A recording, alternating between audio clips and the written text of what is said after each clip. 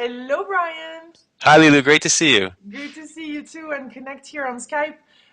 You are the author of The Big Glow, and I want to find out what this is all about. Tell us what is this glow? What is this big glow that you're describing in your book? Well, the big glow, it really comes from being present and being in this moment and being in the now and realizing that whatever's happening in the world, whatever's happening in life is always happening right now, and there's never anything that's not happening right now. And so a lot of times we overlook the majesty, the miraculousness of life, which is really the majesty and miraculousness of this moment. And being in present and being in this moment really brings a whole awakened sense of wonder and aliveness and vibrancy and passion and inner peace to this moment and to life. So the big glow, the book is like a meditation to bring us into this moment and bring us into that space of consciousness and awareness and gratitude and appreciation for all that is as is right now.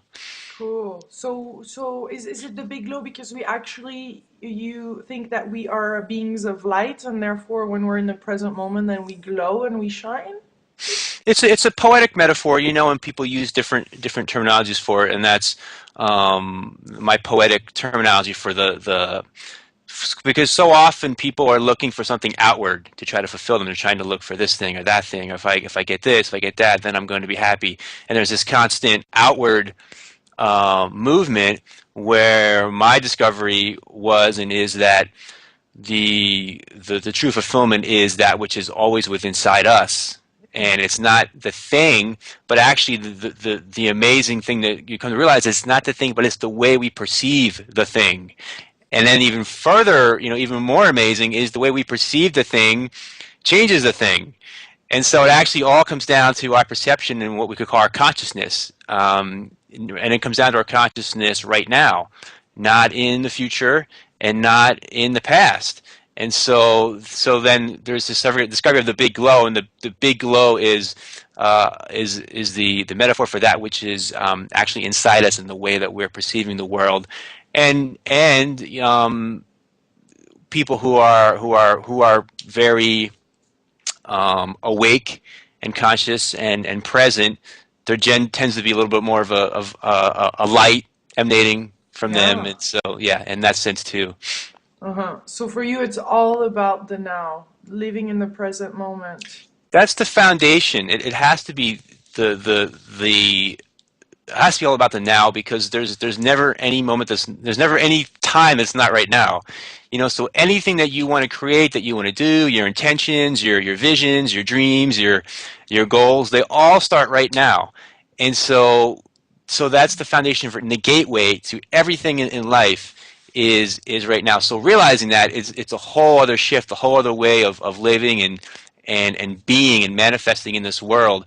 And I think that's one of the reasons why Eckhart Tolle, who's been an inspiration to me, the author, he Mm-hmm. has the term "the power of now," because there's actually a great power in realizing that this is it right now, and to really be here now, and that allows you to be fully engaged in a co-creative energy and spirit in everything that's happening in the world, inside you and outside you and all around you. So there is nothing much for us to do but really being here.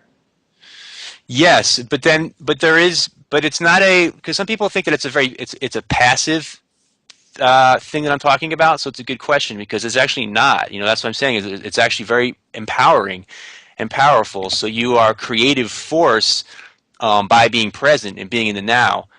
That's the only way to be a creative force. Otherwise, you're not a creative force at all. You're not a powerful force at all, because that's the only way to be engaged in this life, is to be engaged right now. And then what I'm advocating is to be open to spirit, to source, to God, whatever terminology people would like to use, and to allow your action to be aligned with God, with sports. So we are an open vessel for that energy to move through us right now, and the only way to do that is to be present right now and sort of be listening, so to speak, be listening and be open for that energy to move through us in each moment.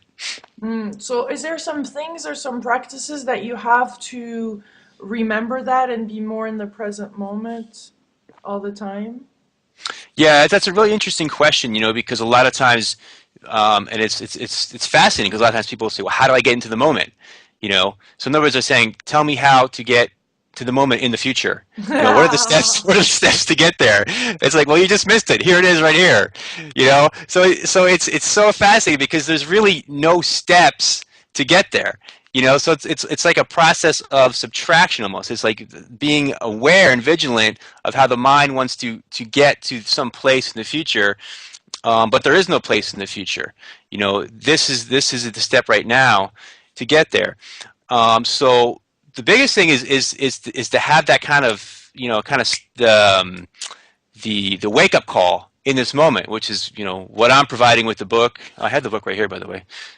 Nice Cool. book cover. Very But I'm cool. providing with the book and life coaching and retreats and workshops. So it can be powerful to set the intention to engage with mentors or different communities that had this intention.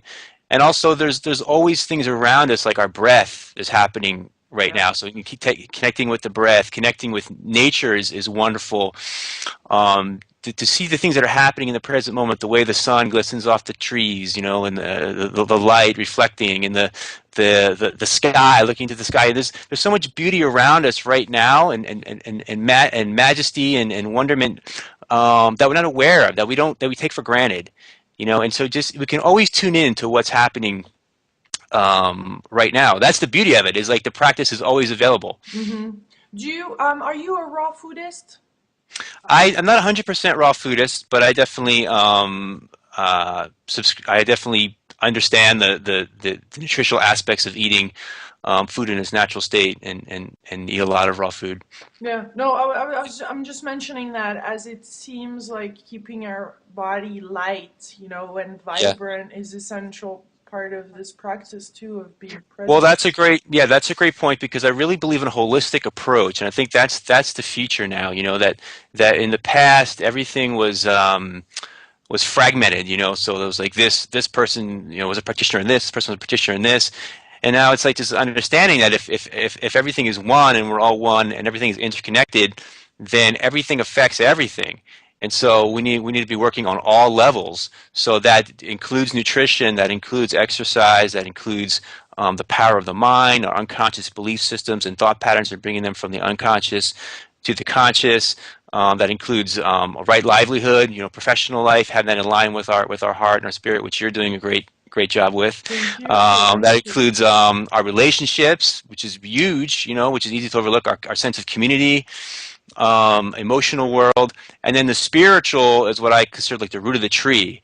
So that is the big questions like who am I, why am I here, what is my sense of meaning and purpose, inspiration, and like the root of the tree meaning if that's healthy and those we have an understanding of that self-realization, then the kind of flower, the energy moves up and all the branches and the leaves are healthy as well. But if we don't have that core understood, then no matter how much we're pruning the leaves and stuff, it's not going to do much good because we don't have that spiritual root there.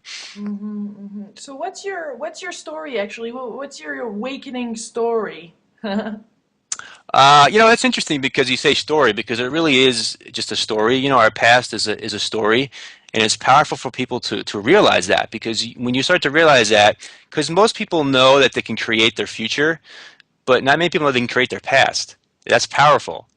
We can create our past. So my story is that What do you mean by that, first of all?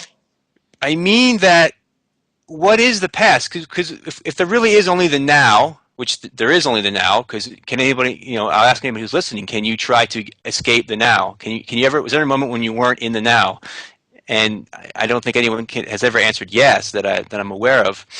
So there only is the now. And if you realize that there really is no future or no past, then with the consciousness and awareness and creativity, we can create our future, co-create our future, and co-create our past because our past is a story. So what story do you want to make about your past? Because you can have a story where, oh, this happened to me, and why did this person do this to me Hmm. and did this to me? Okay, well, that's a story, but you can make a different story if you'd like to. Hmm. And when you realize that, so for example, my story, and there's lots of different stories, but the story in my biography is about how I had a very mysterious illness that there was a lot of pain involved in it when I was around 20 years old, and I could make that into a really terrible story, a story of victimization and how dreams were squashed and all that. I could really go into that if I wanted to, but my story is that was the awakening. That was what started the awakening. That was a catalyst because it invited me to look much deeper and inquire much deeper into life and really ask some deeper questions about, like, those questions that we're talking about: who am I, why am I here, and those things. And so yeah, it wound up being what was a painful and challenging time. Wound up being a period in time that I had great gratitude and appreciation for. I love that. I love what you say about looking at our past and recreating our past, and even being grateful for it, or yeah, injecting some new thoughts and some new Right, energy into something that appeared so dark and so there and so unmodulable, you know? right. Because it seems like it's fixed. It seems like the past is over, it's done, you can't Yeah, change it. And you don't have to change it, but you look at it differently. So the story around events becomes different. very cool. And therefore the Yeah. now is different.